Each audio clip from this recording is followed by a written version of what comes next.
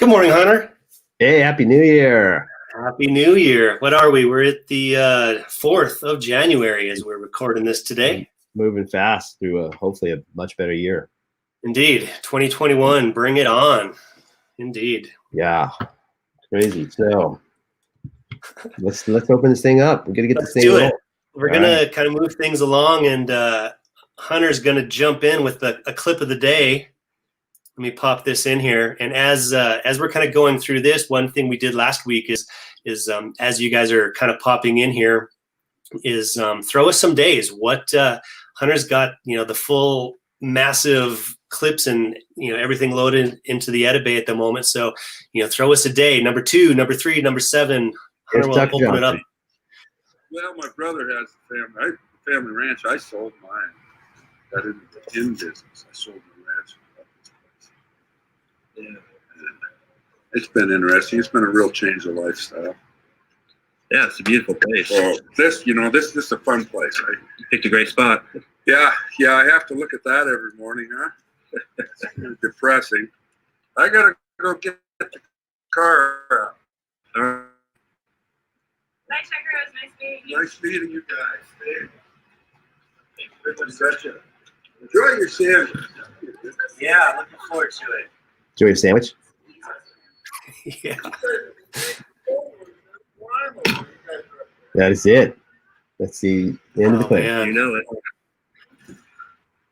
Dude, that enjoy your sandwich just sparked a whole memory. It's when we did our live kind of event on August, we had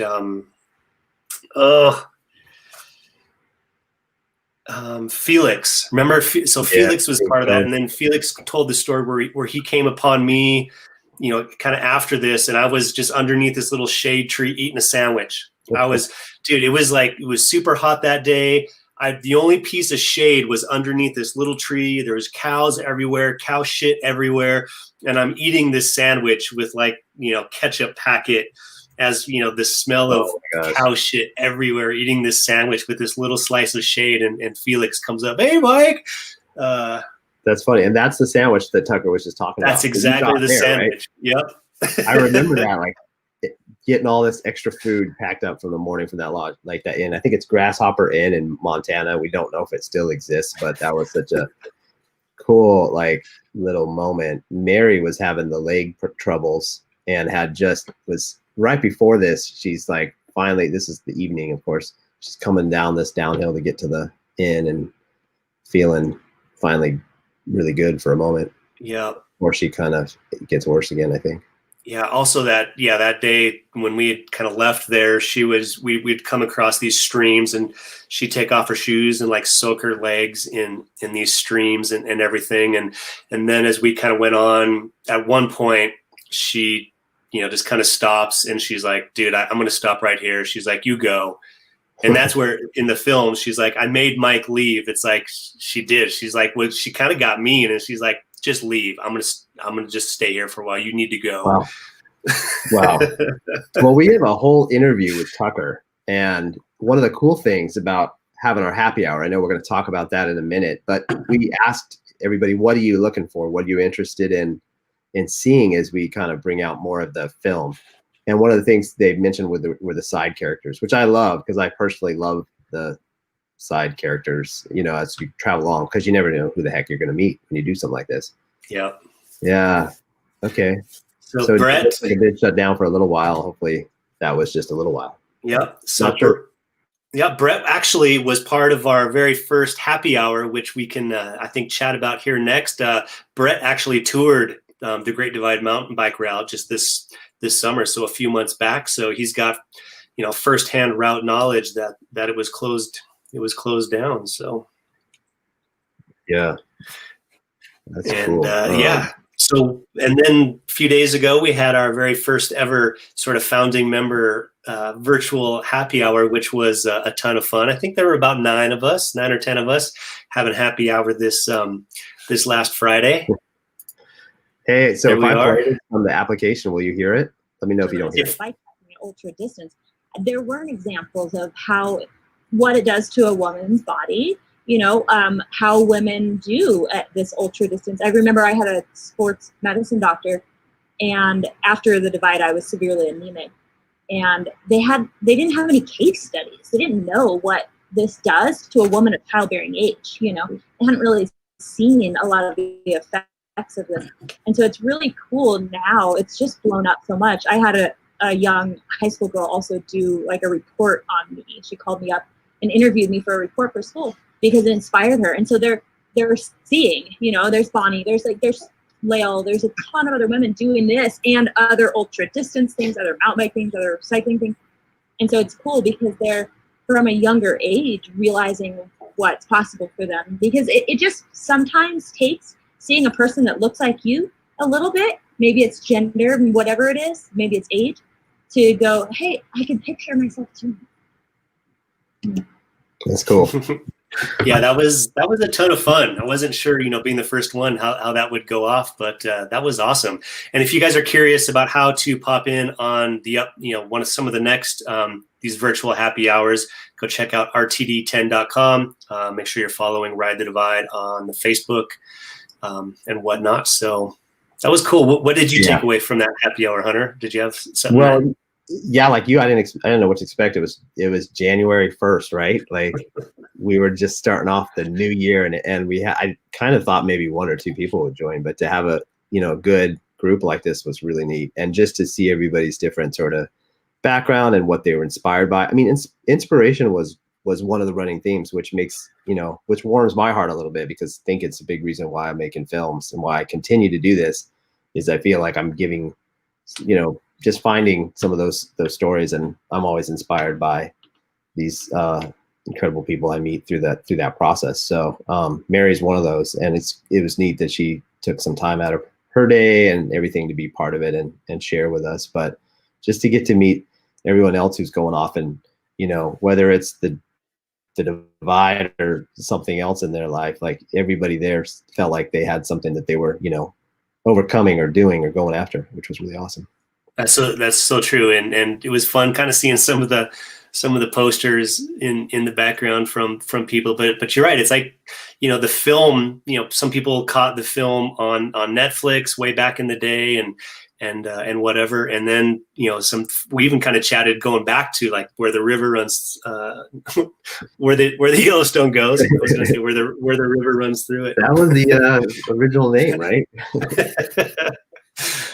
So that was cool, but you're right. It's sort of that that inspiration where the film or anything like that kind of caught some of that, and that could be a really interesting segue, Hunter, about how the film has inspired people. Yeah, and inspired a lot of people, which is cool. And we've got a gentleman, Mr. Mike Enfield, who kind of reached out on Facebook as we were kind of doing this, and he kind of said he had his own experiences with that. So we're going to bring Mike in. Morning, guys. How's it going, Mike? Hey, Mike. Thanks for having me. Thanks for being here. We love that shirt you're wearing. Yeah, it's one of the originals. Yeah, the OGs. It's awesome. That one goes back when we were kind of, before we went live. It's like, I think that was the shirt that was in one of those, those bundles. And then I saw it right over your right shoulder, that wood, laser engraved box. It was like, way back in 2010, we kind of had this box set that had the t-shirt and the film and a book, and I think the soundtrack and just a bunch of stickers and a few other things in there. So we were kind of even creative back in 2010, Hunter. Sort of. I love that bundle. Yeah, that was fun. So Mike, what was your experience, like just, with the film, and you had mentioned you had kind of met Adrian back in the day, and, fast forward a few years, you're kind of finding yourself kind of on some different paths. Yeah. So back in 2006 is when I met Adrian, the super vegan. He was doing a cross-country ride on a road bike, ultra lightweight. And I was actually training for a cross-state record and we were both fundraising for different charities, and we donated to each other's causes. And when he got to Phoenix, I hosted him for a night, then got to ride with him for a day, and we became friends and stayed in contact. And I saw some of the crazy stuff he was doing, and of course the Tour Divide came up, around 2008 timeframe. And at that point, I was a roadie. I didn't have a mountain bike, didn't have a gravel bike, and he was going to go do it. And when the movie came out, I thought, yeah, we got to see if Adrian's in the movie. And sure enough, there he is. And so the movie itself was, all the scenery, the people, the effort involved. It just really made an impact on me. It wasn't really on my bucket list. It was still something, my crazy friend Adrian did. And I showed it to a buddy of mine, and he was super excited and got me super excited. And he's like, "This has to be on the bucket list. We have to do this." And getting that kind of time off and the logistics, just getting to the start, that it's kind of a back burner bucket list item, or at least it was for me, especially since I wasn't, I didn't even have a mountain bike at the time. And then, fast forward a year or two, I got hit a couple times on my road bike, and I was going same direction the cars that hit me. They turned right in front of me, didn't give me any room to stop. And the people are just too distracted these days. So I decided, to kind of ease off on the amount of road biking I was doing, and took a little bit of time off, and then bought my first mountain bike. Started hitting some trails around my house, and in the back of my mind, the Tour Divide was always there. Just that seed was planted, and it was just slowly growing. Changed jobs. My new job didn't allow me to bicycle commute, which is what I did normally. It was a very stressful job. I dealt with, it was a global job. So I dealt with, EMEA in the morning, APAC in the night, US during the day, just long hours, no time to get out, and very stressful. And I think I hit my breaking point in 2015. My wife and I had a little heart-to-heart about, I was on all kinds of stress medicine, the blood pressure medicine, anxiety medicine. And we decided that, that kind of job wasn't really worth my health. So I decided to leave that job. And luckily I have a very supportive wife, and she knew that this Tour Divide was, kind of simmering. And she said, you're taking some time off work. Why don't you just go do it? And, I was pretty overweight at the time, wasn't in shape. I was like, that's a perfect motivator to get me, back out on the trails, riding. And so that's what I did. I spent, several months leading up to the 2016 Tour Divide, just focused on training. And, in the back of my mind, I kind of took it for granted because I had all this road experience and, ultra distance road experience. Yeah, it's nothing like being out on a mountain bike all day. It was getting out day one in 2016 with the weather that we had. It was super cold. I was definitely one of the people suffering. I got to Bolton Creek and my hands were frozen, my feet were frozen, and I saw somebody buy some dishwashing gloves. It's like, yeah. I bought some of those. Those saved my ride, and some plastic bags for my feet.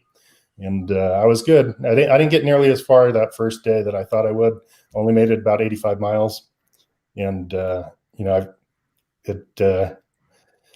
was a challenging day. And then 2016, I made it.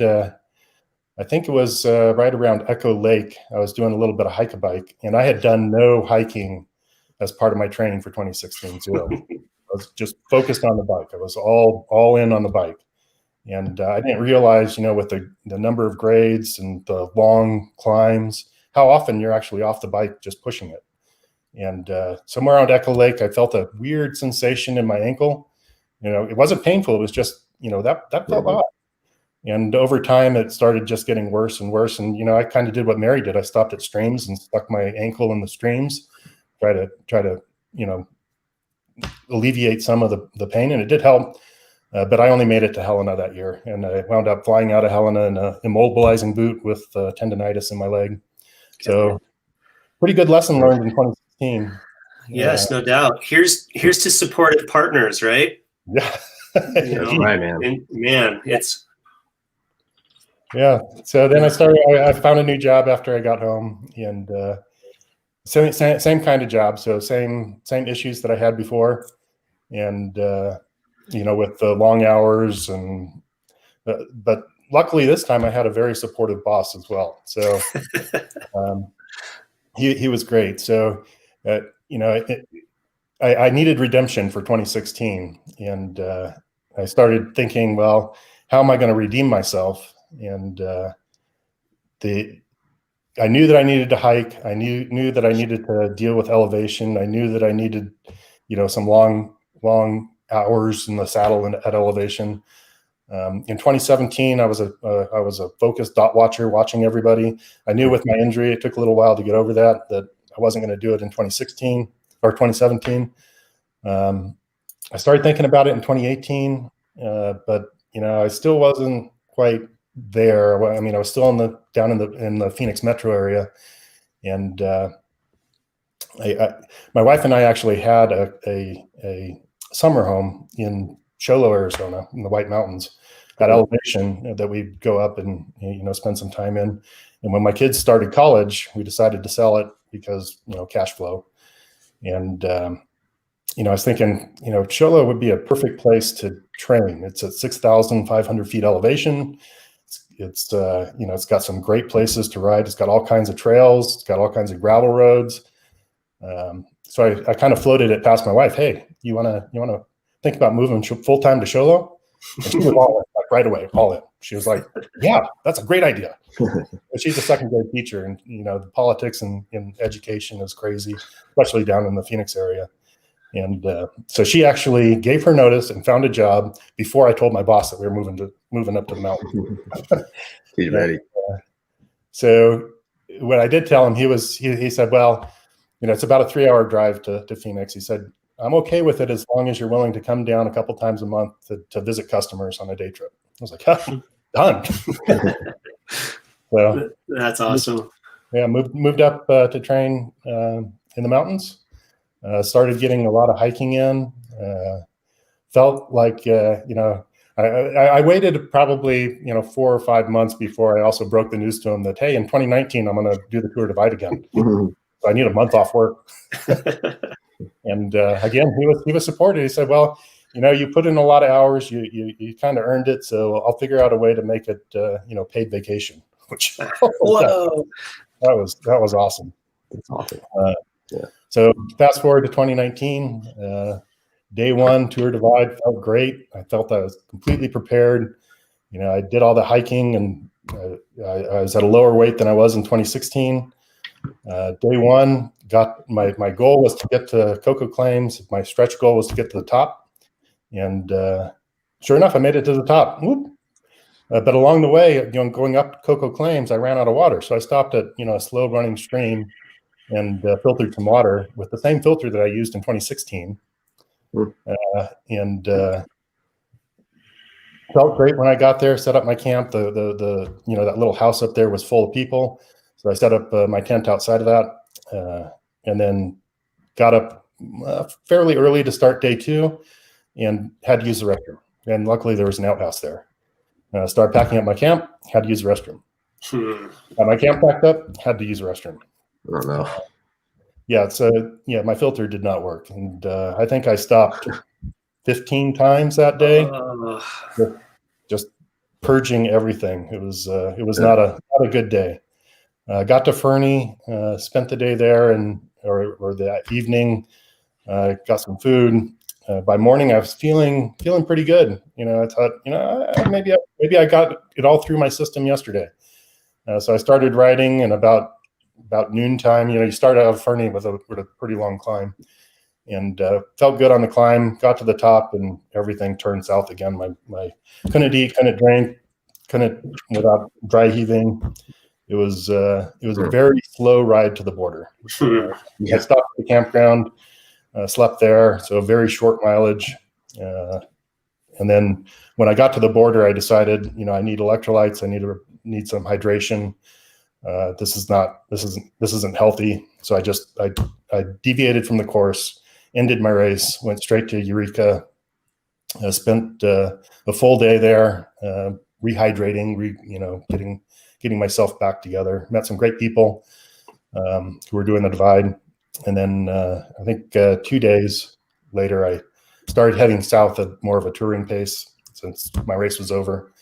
But mentally, I was blown. I was, what I had expected to do wasn't there. Yeah. I think Josh Cato in one of the Cordelias said you have to eliminate all negative thoughts from your mind. And of course, at that, after my period, I had all kinds of negative thoughts going on. So I made it to Idaho and decided, got to get back to work. I'm just kind of riding at this point, and wasn't physically injured, wasn't sick. I think that last day I did, 104 miles to get to Rexburg, and then went to Idaho Falls and rented a car. Gotcha. Yeah. Adventure, man, right? Yeah. Brad was curious, how old were you in 2019 when you did that, Mike? 2019, I was 53. Gotcha. Right on. So I'm planning on doing it again this year. Hopefully the border's open, but I retired officially last August. Nice. So have time to train right for it. Good. So these things get under your skin. It's crazy. Do you think back to 2008 meeting Adrian and then 2010 when the film came out? Do you think those experiences, if those didn't happen, do you think you'd still be in the same place you are now? Oh no, absolutely not. I mean, that movie is probably the most influential movie of my life. I mean, there's a scene where you're interviewing Matthew Lee on a porch, and he says, life's too short not to take these adventures like this. Mm-hmm. You have to take the time. You have to make these types of experiences a priority. And dude, that was mind, verbatim. He said that was verbatim. You just nailed it. We got more of that interview too. I can't wait to get some more of that out there, because just the privilege of spending time with Matthew, for so much time towards the end of that race, just hearing the wisdom or the ideas that come out is pretty incredible. So no doubt. It's cool that you've tried it twice and had your own unique experiences during those times, though, even though some of those were sort of negative, but I guess in retrospect, somehow maybe there's a positive when you go, this third time's going to be the charm, right? Well, it's all, you learn something every time. So, yeah. I mean, and I certainly had a lot of preconceptions before going in the first time that were corrected. But yeah, it's, you learn, like Matthew also said, you learn about yourself. It changes you forever, and that certainly is the case for me. But if the movie hadn't come out, if I hadn't met Adrian, I'd probably still be doing road riding. I don't know, or maybe just tooling around in the trails around my house. Sure. Cool. I'd still be down in Mesa. Well, that's awesome, Mike. I think we're gonna keep continuing on here. So totally appreciate you taking the time to pop in and chat with us and tell us about your personal experiences.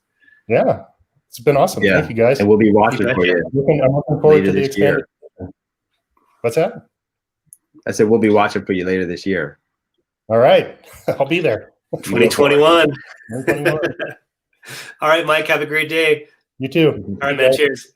Right. Later. That was awesome. Arizona, man. I spent a lot of my early days of life in Arizona, so I know some of those areas he's talking about. Didn't we do some filming up there? The whole northern. I did a little. Is that where we had Hunter in a Honda? Yeah, where you were in a Bigfoot suit or something? Yeah. That's a crazy story. Eric. Hey, Eric. Wow. Happy New Year, man. It's awesome. What's up, Eric? Stuart, Happy New Year. Happy New Year. Well, this is cool. There's a lot going on. I like hearing that story. I mean, that's just so cool to think about. the super vegan and everything that's kind of inspired that his path and how we each have that happening, you know, in different ways. For sure. And, you know, and hearing, you know, Mary's experiences and Matthew's, you know, sort of deep knowledge of, you know, it's almost, you know, please don't anyone take this the wrong way, but it's almost like a, you know, a Yoda, right? You know, it's like someone instilling or some, you know, I was trying to, I don't know, but just, you know, this deeper wisdom that if we can take it in, definitely has a role to play potentially in what we've got going on. Yeah, for sure, man. Cool. Well, right on. Do you want to kind of show anything else? I don't have any days people are interested in. I think maybe people hit us up, talk to us about what they want. We can put something out maybe before the next one, and next week we'll dig in a little bit more. But yeah, and if you're catching the replay of this, let us know in the comments what you're kind of digging, what you'd like us to potentially show that we haven't, or you know, this is a fun experiment. This is just kind of us documenting the journey going through this process of putting out RTD10. Yeah, each week might be a little different, so you never know who's going to pop on the show, or maybe we'll go down some crazy rabbit hole and I don't know, find something we filmed before or after the race too. So. Yeah, and if you're like Mike, and if you've got, you know, a cool, interesting story you'd like to share with us and everyone else, also let us know in the comments, and I'll reach out to you. Sounds good. All right, Hunter, episode 4. There we go. Good stuff. All right, then. Are we? See you next week. Right? Till next week. Here comes the outro. Peace.